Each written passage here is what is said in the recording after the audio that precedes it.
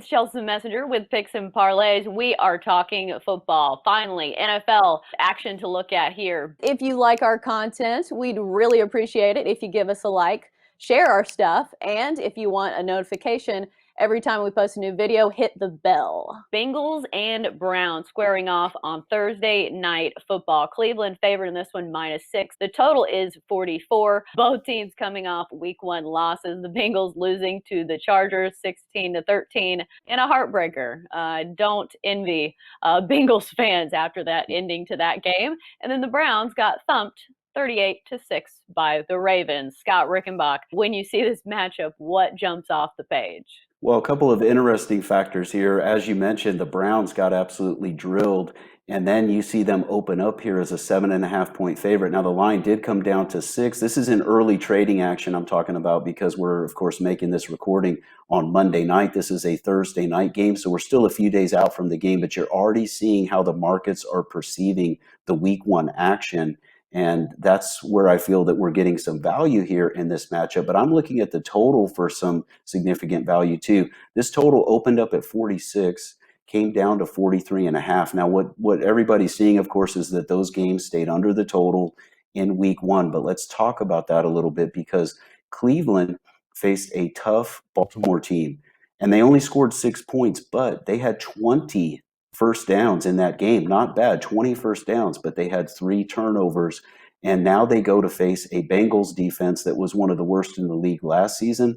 And by the way, the Browns defense also was one of the weaker defenses in the league last season. So we could see the Bengals enjoying some success. Yes, their game against the Chargers totaled only 29 points. There were 7 scores in that game, though, but 5 of them were field goals. When you don't get in the end zone, of course, you see those types of games stay under the total. But I think in this matchup, because we're talking about 2 weaker defenses now that these teams are taking on, and the fact that I think, offenses were a little behind the defenses in week 1. You saw a few exceptions, but for the most part, a little bit sloppy.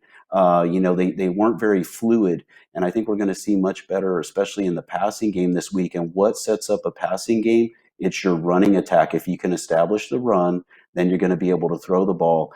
And the Browns got good, strong runs from both of their running backs. Hunt and Chubb both had pretty solid games if you look at their stats from game 1 on the ground. And then with the Bengals, they've got some dangerous legs there with their quarterback. Burrow can do a little bit on the ground. Look at his numbers from week 1. And, of course, Mixon had some decent running yardage. So, like I said, if they establish the run game, it opens up the aerial attack. And I think both Joe Burrow and Baker Mayfield for the Browns, going to have bigger games through the air this week. And I think we're going to see this one get over the total. Take advantage of the line movement that we've already seen. And there are going to be some surprises this week with these defenses now not as good as what these teams faced the first week. So. Right.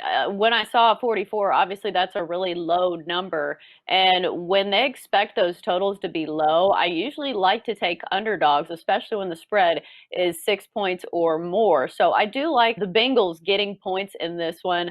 I think Cleveland's probably better than their first game indicated. As you mentioned, they were getting first downs. And they're also playing a really dynamic Ravens offense that can really pile up the points. That being said, I thought Joe Burrow actually looked pretty good in his NFL debut. Granted, they weren't asking him to do a whole lot, which I liked. I think that you should dip your toe into the water, give him some plays that aren't too complicated and too hard of throws to make. And I think he builds on that in this game.